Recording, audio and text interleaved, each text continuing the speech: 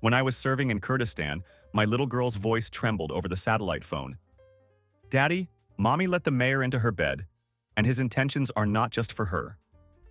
Now my AK-47 will serve another purpose.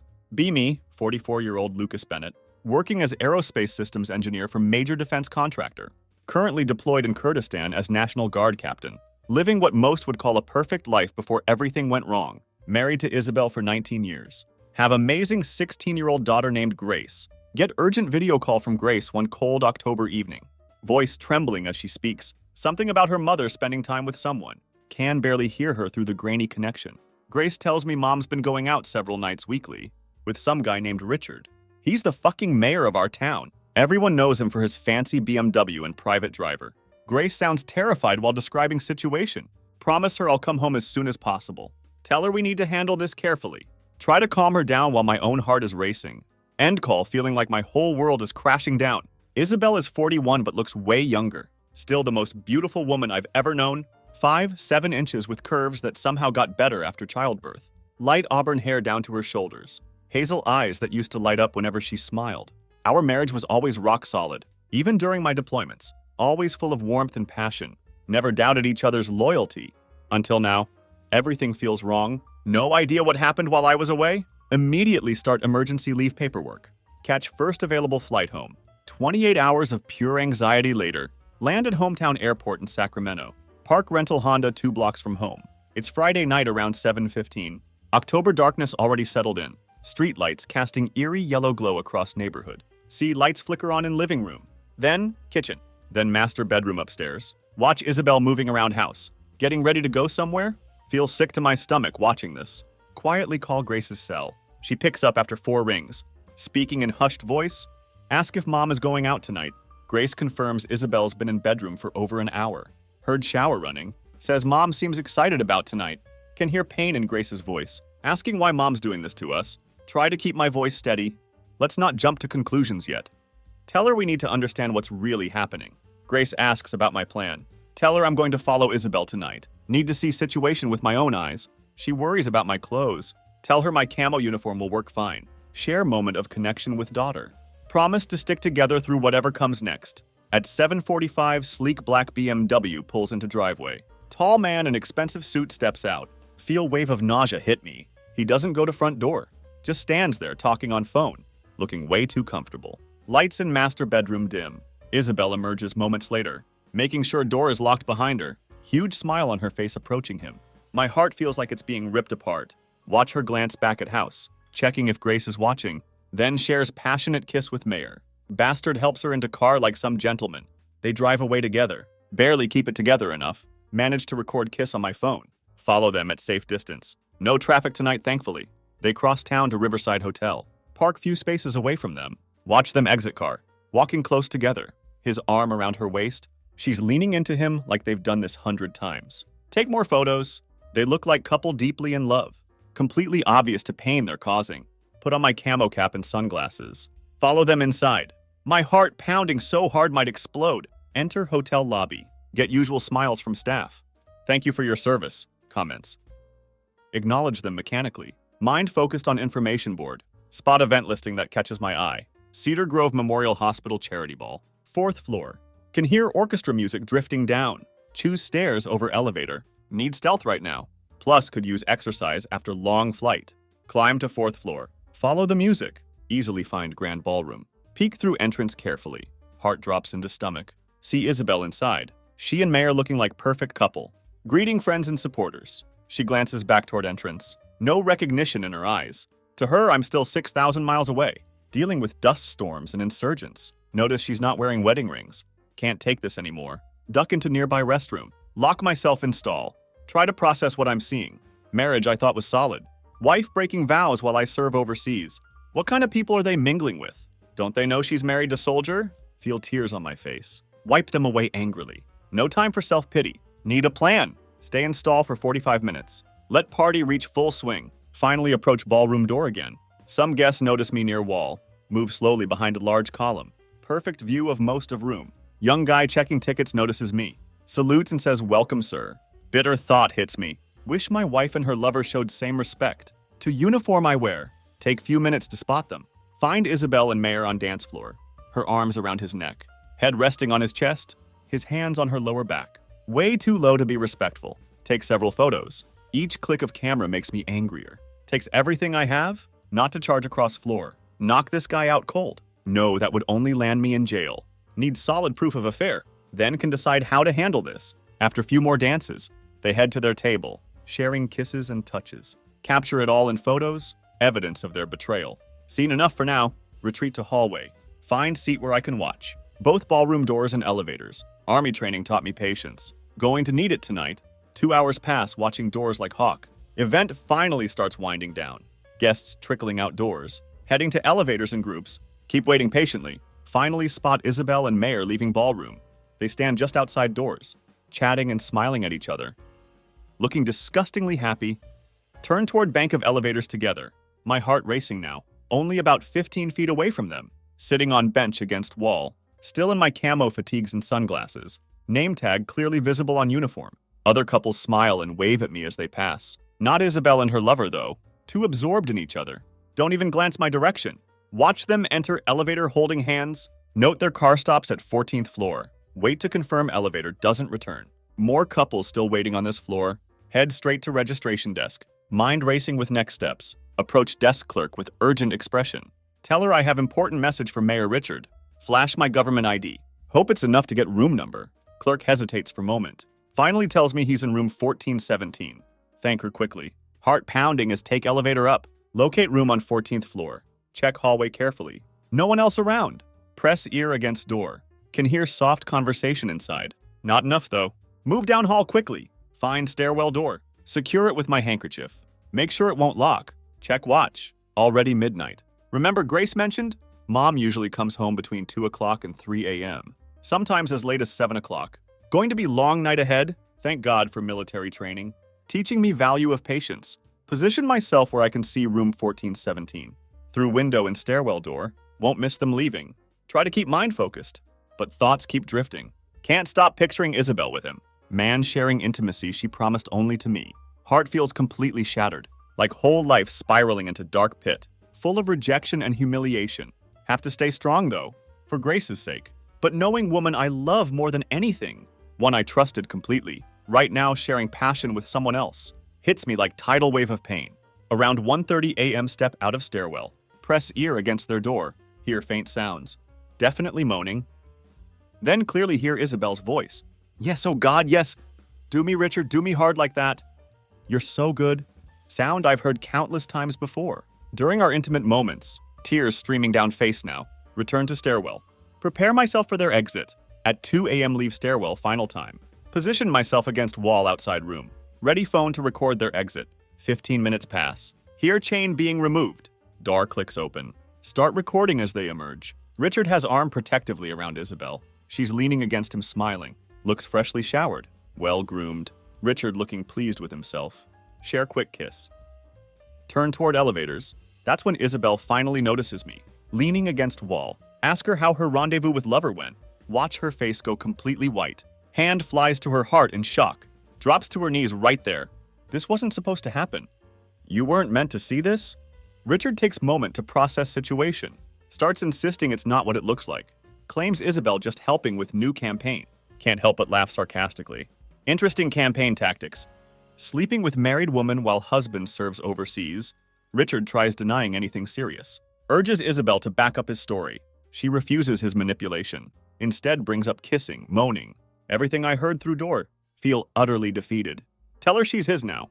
Call them both cowards. Remind them even our daughter knows. Richard stands there stunned. No idea what to say. Isabel still kneeling on floor. Sobbing uncontrollably. Tell her don't bother coming home tonight. Stay with your lover instead. Let her know I'll comfort our daughter. Tell her Monday I'm filing divorce. Then informing media about Mayor's actions. Want her to stay away until I return from 30-day emergency leave. After that, she can do whatever she wants with her life. Isabel starts begging for forgiveness. Crying about being unfaithful during deployment. Pleading not to tell Grace, who already knows everything. Can't understand how she could do this. Tell her they clearly chose each other. Watch them looking happy together. Heart breaking all over again. Give harsh farewell. Step into elevator. Let doors close between us. Get home to find Grace waiting up. Obviously upset. Runs to hug me tight. Missed you so much, Dad. Hold her close. Tell her I found her mother with Mayor. Grace looks pained. Confesses she's not worried about Mom being gone. Says she feels neglected. Begs to come with me back to Kurdistan. Have to explain she needs to stay here. I can't stay with her, Grace insists. Can hear hatred in her voice. Remind her Isabel's still her mother. No matter what, tears fill her eyes. She doesn't love me anymore. Pull her close. Let her cry it out. Try to provide comfort she needs. Finally convince Grace to go to bed. Secure whole house. Set all door chains. In case Isabel decides to come home. No proof they used our bedrooms. But not taking chances. Sleep on couch instead. Can't even be sure they weren't in our bed. Sleep comes in short bursts. 45 minutes here. Half hour there. Mind racing all night. Planning how to handle situation. When Isabel comes for clothes and personal items she'll need. For next 30 days, could have been nice guy. Booked hotel room. Left house to her. Can't find it in heart to be generous. She shattered our marriage. Let her deal with being displaced. For a month. Sure her lover will take her in. They act like married couple anyway. Let them live like one. Call it trial marriage. Grace and I sleep until noon next day. Wake up first. Make coffee. Fix scrambled eggs and wheat toast. Have quiet breakfast together. Make small talk while eating. Rinse dishes after. Load them in dishwasher. Phone suddenly rings. Grace and I exchange looks. She answers. It's Isabel. Can see skepticism all over Grace's face. Listen to her talk to her mother. Voice full of doubt about Isabel's sincerity. Brings up ongoing affair with Richard. Points out it wasn't one-time mistake. I was the one who told Dad to come home. Grace's voice getting angrier. You've neglected us for your obsession with him. Isabel begs her not to hurt Mayor. Grace refuses to comply. Can see disappointment all over her face. After call ends, Grace says Mom seems confused. Doesn't understand severity of situation. I'm worried she doesn't realize how serious this is. She doesn't get why you don't want her back. Tell Grace her mother's understanding. Will come when consequences hit. Rest of day passes quietly. Try to distract ourselves from thoughts of Isabel and Mayor. Discuss Grace's future plans. She's worried about staying here. Concerned about friends' reactions to her mother's actions. Real friends will stand by you. She's not convinced. Decide to call my mother. See if Grace can stay with her until deployment ends. Hopefully in 5 or 6 months, late afternoon phone rings again. It's Isabel. Answer phone. Hear her say, Lucas, oh Lucas. Please give me chance to explain. Mix of anger and confusion hits me. Pass phone to Grace without word. What, Mom? Grace's voice hard as ice. Holds phone away from ear. Can hear Isabel's frantic pleas. Isabel insists on speaking to me. Despite Grace's resistance, Grace demands explanation. For past 6 months of betrayal. Accuses her of destroying our family. Isabel defends herself. Claims never meant to hurt anyone. Grace continues expressing disappointment. Anger clear in her voice. Can hear Isabel crying through phone. Says she loves us both. Grace scoffs at this. How can you say that? You've been with Richard this whole time. Isabel quietly asks for personal items. Needs clothes. Birth control pills? Voice full of regret and frustration. Grace can't help but interject sarcastically. Wouldn't want to get pregnant with Mayor's baby. That would be inconvenient, wouldn't it? Hints at packing Isabel's belongings. Suggests Mom might need makeup. To maintain appearance as town social figure. Your stuff will be left at curb for pickup. Grace's voice stays ice cold. After ending call, Grace bursts into tears. Wrap arms around her. Try to provide comfort. Acknowledge she was tough on Mom, but understand her anger. We'll get through this together. Give her another hug. Step away to gather Isabel's things. Retreat to my office. Start strategic planning. Use military training. Need to meticulously plan next steps. View situation as tactical battle. Tasks are straightforward. Hire divorce lawyer. Cancel joint credit cards. Get separate cards for me and Grace. Change life insurance beneficiaries. Change retirement plan to Grace. Transfer half of funds to new accounts, only accessible by us. Dealing with Mayor Richard. That's bigger challenge. Deserves punishment for actions. Determined to expose him. As cowardly wife-stealing bastard he truly is. Later that evening around 8 o'clock. Get phone call at home. This is Lucas Bennett, I answer. Caller introduces himself as William Parker, city councilman, friend of Mayor Richard. Says he wants to discuss little misunderstanding between me, wife, and Mayor. His choice of words makes my blood boil, especially given situation's gravity. William thinks there's no need for harsh language. Claims it was just late-night gathering between consenting adults who might have had too many drinks. Sounds hopeful discussion can resolve everything. Counter his optimism immediately. Mayor's been having an affair with my wife for 6 months. William acknowledges situation's difficulty. Hopes we can find resolution beneficial for everyone. Press him on that. Who exactly is everyone? My primary concern is my daughter. Don't care about anyone else's concerns. William expresses worry about Mayer's influence. In community, potential consequences for anyone. Who harms his reputation? Snap back asking if that's threat. Just stating reality of situation. Says he'd hate to see harm come to me or loved ones. Lean into phone. Listen carefully. Tell him I've spent past 6 months dealing with insurgents in Kurdistan. Won't back down from someone like Richard, who I consider dishonorable wife stealer. Make it clear neither he nor Mayer ever face someone like me. Tell William I'm not intimidated by their influence. Warn him about consequences of challenging me. Point out Isabel failed to inform Mayer about consequences of getting involved with her. Mention my extensive network of former military personnel within 100-mile radius. All of us hate people who prey on deployed soldiers' spouses. Advise William to distance himself from Richard. If he values his well-being, hint at what's coming for Mayer. William tries negotiating. Suggests substantial money could resolve matter. Dismiss his proposal with pure fury. Express deep anger at Richard for exploiting my wife during deployment. Make it crystal clear. No amount of money can heal wounds inflicted on my daughter and me. Only satisfaction would be them experiencing same pain they caused us. Authorize William to relay this message. He seems genuinely worried now. Acknowledging potential fallout. Seeking resolution to minimize damage. Tell him exactly what needs to happen. Public confession of affair. Mayer's resignation. Nothing less will satisfy me. Otherwise, I'll expose everything. Seek my own retribution. William surprised by my serious demeanor. Reassure him of my resolve. Excuse myself to make dinner for Grace. She returns from garage. Says she put mom's belongings by curb. Already picked up by someone. In black BMW, make joke about clothes ending up at Goodwill. If wrong person took them, mention I packed Isabel's everyday clothes. Felt weird about fancy nightgowns, especially some provocative lingerie I found. Grace nods understanding. Tell her she'll need to address this with mom. She says she will when time feels right. Weekend passes quietly. Grace helps with laundry. I focus on plan to expose Mayor Richard. Monday morning contact friend at newspaper. Benjamin Wells, former sergeant from National Guard unit. Meet for coffee at Randy's diner. Benjamin greets me warmly. During conversation, share info about Richard. Tell him about affair with deployed soldier's wife. Don't reveal soldier's identity. Emphasize situation sensitivity. Stress that in soldier's position. Wouldn't want betrayal becoming public. Share my observations of Richard's interactions with soldier's wife. Let Benjamin decide how to proceed. Inform him contrary to rumors. Woman isn't separated or divorcing. Husband just discovered situation. Benjamin worried about unfounded accusations. Against Mayor, potential legal consequences. When he asks about evidence, show pictures and videos captured. Request woman's identity be partially obscured. Benjamin looks uneasy. Understands implications of situation. Convey my determination. No truth will eventually emerge. Prepared to face shame that comes with it. Explain while Richard carried on with my wife. I was thousands of miles away, completely unaware of what was happening. Emphasize profound betrayal of taking advantage of soldier's absence. Through affair with spouse, Benjamin offers to investigate deeper. After confirming affair lasted throughout deployment, transfer evidence to his phone. Share moment remembering fallen comrades. Part with firm handshake. Turn attention to finding divorce lawyer. Review several options. Settle on Patricia Collins, ESQ. Make afternoon appointment. Arrive at office. Surprised to discover Patricia Collins is 52-year-old woman with no-nonsense attitude. She wastes no time asking how she can help. Explain seeking divorce. Warn it won't be amicable. Due to wife's affair with town mayor. Patricia drops pen in shock. Confirm it's Mayor Richard. Begin recounting entire situation.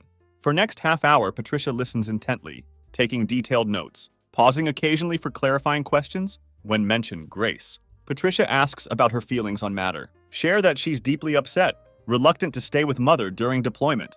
Given Grace's age and preferences, Patricia suggests having her stay with grandmother. Agree and plan to contact my mother. To arrange everything, discussion continues almost full hour. Outline our financial situation. Patricia advises considering resolution with Isabel. Explain that witnessing intimacy between her and Mayor destroyed any chance of reconciliation. Insist she prepare divorce papers immediately. Over following week, Isabel tries reaching me 5 times. Keep conversations short. Promise to keep her updated. By Friday, Patricia informs me. Divorce papers ready. Asks where they should be served. Decide to invite Isabel to house. Following Monday at 2 p.m. While Grace at school, call Isabel's cell to set up meeting. She tries engaging immediately, ready to explain actions. Interrupt her. Tell her she'll have chance to speak Monday.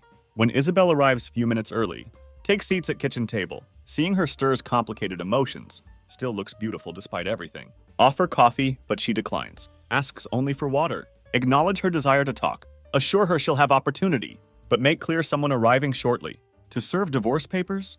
Watch all color drain from her face. Tell her I didn't want this, any more than wanted her affair with Richard. Seems neither of us getting what we want. She begs for chance to explain, expressing hope for resolution. Reluctantly agree to listen. Isabel starts recounting everything. How she worked on Richard's election campaign, developed friendship during my deployment, was feeling lonely and depressed, found comfort in his company. Remembers specific dinner event. Richard suggested using maiden name, asked her to leave wedding rings at home, to avoid rumors. At time didn't think much of it. Now realizes removing rings was huge mistake. That night mingled with many people. All saw her as single woman. When pressed for details about affair's start, Isabel admits it wasn't immediate. Began after night of close dancing. Ended with goodnight kiss as Richard dropped her home. Tries justifying actions.